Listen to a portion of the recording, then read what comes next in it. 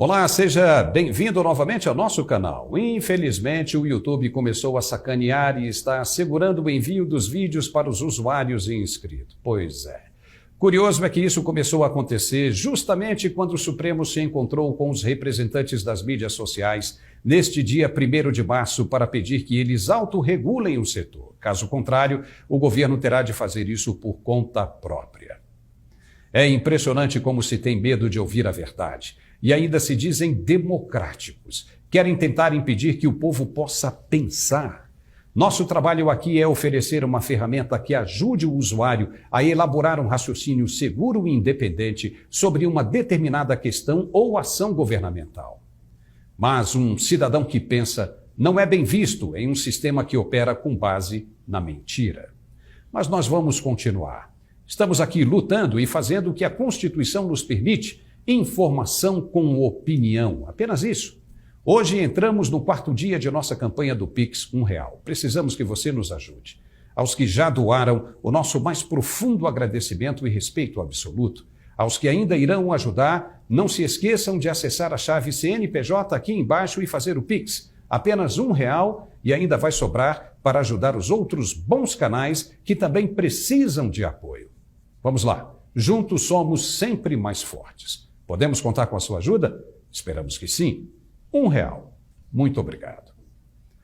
Olha só, o Brasil realmente parece que não pertence ao universo humano, o que conhecemos hoje como planeta Terra e tudo que está dentro dele. As coisas ou ações que têm acontecido no país não cabem em explicação em lugar algum para onde se olha. Afinal, se respeita ou não a Constituição? Quem deve respeitar e quem não precisa respeitar? Porque tudo que tem acontecido tem passado batido, sem que ninguém fale nada ou se manifeste. A OAB, por exemplo, que no passado se mostrava tão participativa, oferecendo apoio e respaldo jurídico para qualquer questão polêmica, simplesmente parece que deixou de existir. Quando se fala de Supremo, ninguém quer se manifestar e se faz ouvido de mercador. O quê? Hein? Falou comigo? Todos têm receio de cair em desgraça ao bater de frente com a Suprema Corte. Com isso, se descobriu quem tem o maior poder entre os 3 da praça, se é que alguém algum dia se perguntou qual deles seria o mais forte. Hoje em dia, não se tem mais dúvidas, e o guardião da Constituição inverteu o papel e passou a atuar como outro personagem. Com isso, todos da mesma linha se veem no direito de se colocarem no Olimpo. Antes da época da Lava Jato, se dizia que o Ministério Público era o 4º poder, numa alusão aos atos desenfreados que muitos investigados atribuíram aos membros da instituição. Hoje, o Ministério Público, assim como os protagonistas da Ordem dos Advogados do Brasil, desapareceu da coluna diária e os 2 setores foram relegados ao esquecimento e questões burocráticas. Uma pena. Para quem tantos serviços preciosos prestou à nação brasileira, sempre se fazendo presente nas questões mais polêmicas da história. Talvez esse protagonismo tenha acontecido porque o coadjuvante, na época, não era a Suprema Corte. Hoje, nós já temos as nossas dúvidas sobre isso. A verdade é que todo mundo só quer sombra e água fresca. Ninguém quer nada com a dureza, pegar num cabo de enxada ou descarregar um caminhão de tijolos. Quer uma prova? O Senado, na representação do seu presidente Rodrigo Pacheco, aprovou a redução da carga de trabalho mensal dos parlamentares. Coisa boa! Vão ficar na sombra, tomando um belo uísque, ganhando um salário de marajá, sem falar das mordomias e penduricalhos e sem se importar com as questões sociais mais urgentes do país e de interesse do povo brasileiro. Eita maravilha! Quem não queria uma boca dessa? Pelo que foi aprovado pelo senhor Rodrigo Pacheco, os 81 senadores de agora em diante só vão trabalhar 3 semanas por mês. É isso mesmo? 3 semanas, dá para acreditar? Sendo que as semanas que estiverem trabalhando serão de 3 dias corridos e nada mais. Ou seja, terça, quarta e quinta-feira. Tá bom isso?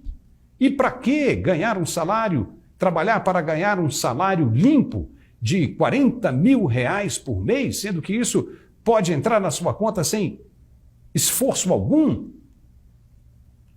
De acordo com Pacheco, os senadores ficarão em suas bases na última semana do mês, atendendo pautas mornas e, quando necessário, ainda, por cima, via online. E apenas as pautas mais congestionadas, aquelas mais importantes e polêmicas, é que serão votadas nas semanas de trabalho presencial. Oh boy! Vamos tentar entender o que se passou na cabeça do parlamentar para chegar a essa conclusão dos sonhos. É verdade que um senador tende a atender a sua base eleitoral, como eles mesmos dizem, no fim de semana. Muitos viajam para seus estados de origem para ficar com as famílias e atender os compromissos eleitorais. Terminam as sessões no final da tarde de quinta-feira e lotam o Aeroporto Internacional de Brasília com destinos aos seus estados. Ficam toda a sexta-feira e o resto do fim de semana regressando na manhã ou tarde de segunda-feira ao Congresso Nacional. As passagens aéreas são custeadas pelo Senado, ou seja, pelo erário público. Quando estão em Brasília, ocupam apartamentos espaçosos de 3 ou 4 quartos na asa norte ou sul da capital. Esses apartamentos, que valeriam tranquilamente entre R$ 4.500 a R$ 7.000 de aluguel por mês, também são custeados pelo erário. O parlamentar tem até 2 carros oficiais para transportá-lo para onde quiser, com cotas de combustível, também pagas pelo Congresso Nacional. Até aí está tudo bem, está tudo maravilhoso, mas trabalhar um mês inteirinho é sacanagem, ninguém merece. Mas os caras não carregam um saco de cimento, não batem um prego na tábua, tampouco sobem ou descem escadas e ainda precisam de uma semana de mordomia e tudo custeado pelo povo.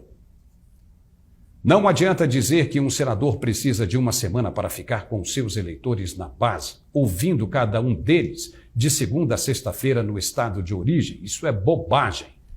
A partir do dia 1º de abril, cada deputado e senador vai ganhar R$ 41.650,92. Em 1º de fevereiro do ano seguinte, em 2024, vai passar para 44 mil. Já a partir de 1º de fevereiro de 2025, o salário deles sobe para R$ 46.366,19.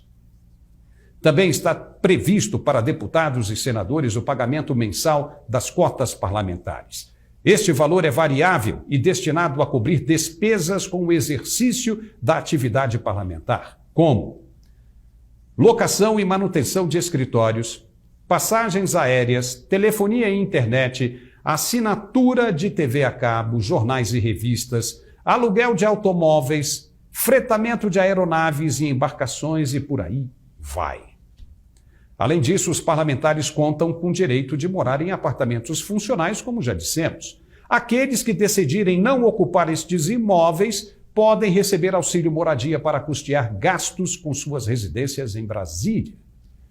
Os deputados federais e senadores têm ainda a possibilidade de contar com planos de saúde. Cada uma das casas tem um sistema diferente, mas válido para os parlamentares e seus dependentes. Sem contar com as verbas de assessores. Tem senador que conta com até 60 assessores. Dá para acreditar nisso? São chamados ASPONE, ou assessores de porra nenhuma. O custo com essa mão de obra chega por média de senador a R$ 400 mil mês.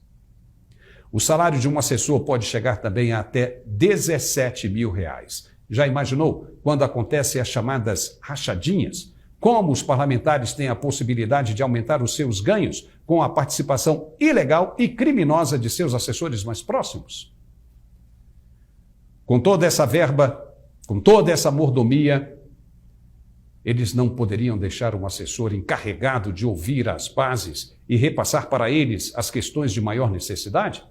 Hoje, se o senador pode trabalhar online, o assessor dele, encarregado do comitê, não pode fazer o mesmo?